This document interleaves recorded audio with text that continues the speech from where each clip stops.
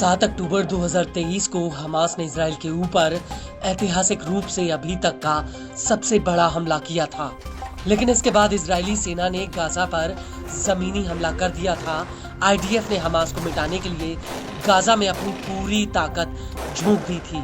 Israel की सैकड़ों battalion Gaza के अलग अलग हिस्सों में हमास से लड़ रही हैं और अब इस युद्ध को 15 महीने हो गए हैं, लेकिन इसके बावजूद आईडीएफ हमास का सफाया नहीं कर पाई, बल्कि हमास ने उन इलाकों में फिर से वापसी की है जहां पर आईडीएफ ने हमास के सफाये की बात कही थी। चाहे वो खान यूनिस हो या फिर जबालिया या फिर राफा, गाजा के हर कोने में बड़ी ही मजबूती से इजरायली फौज का सामना कर रहे हैं। और अब तो इजरायली सेना ने भी मान लिया है कि गाजा में हमास को सिर्फ सैन्य ताकत से हराना नामुमकिन है।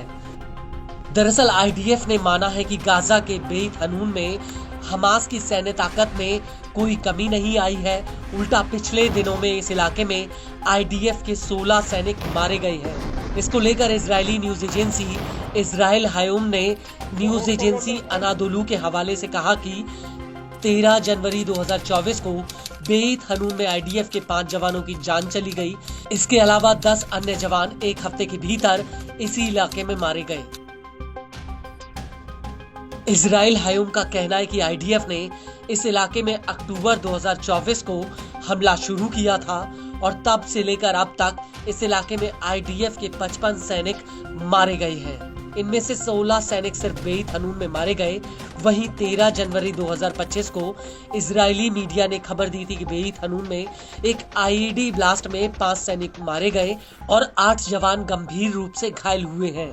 बेत हनून को लेकर आईडीएफ के एक अधिकारी ने इजराइल हायोम से कहा कि अक्टूबर 2023 में जब आईडीएफ ने बेत हनून पर हमला किया था तो उस वक्त आईडीएफ ने इस इलाके में भीषण बमबारी की थी, जिसकी वजह से शहर का ज्यादातर हिस्सा तबाह हो गया था। इस दौरान यहाँ सिर्फ एक सैनिक की मौत हुई थी और कुछ सैनिक घायल हुए थे।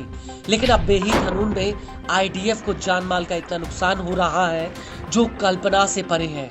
और इस सब के बीच हमास का लोकल कमांड नेटवर्क अभी भी एक्टिव है और इसके कमांडर अभी भी हमले का ऑर्डर जारी कर सकते हैं। और इन हमलों में हमास गोरिल्ला तकनीक से आईडीएफ की छोटी छोटी टुकड़ियों पर हमले कर रहा है और हमास की हमला करने की ये रणनीति अक्सर कामयाब होती है। और इस सब के बीच आपको ये भी बता दें, 13 जनवरी 2024 को ही हमास की सैन्य शाखा अल कासिम ब्रिगेड्स ने राफा में आईडीएफ की 25 सैनिकों वाली एक यूनिट पर अटैक किया था। यह हमला शबूरा कैंप में हुआ था जो दक्षिणी गाजा के केंद्रीय राफा में है।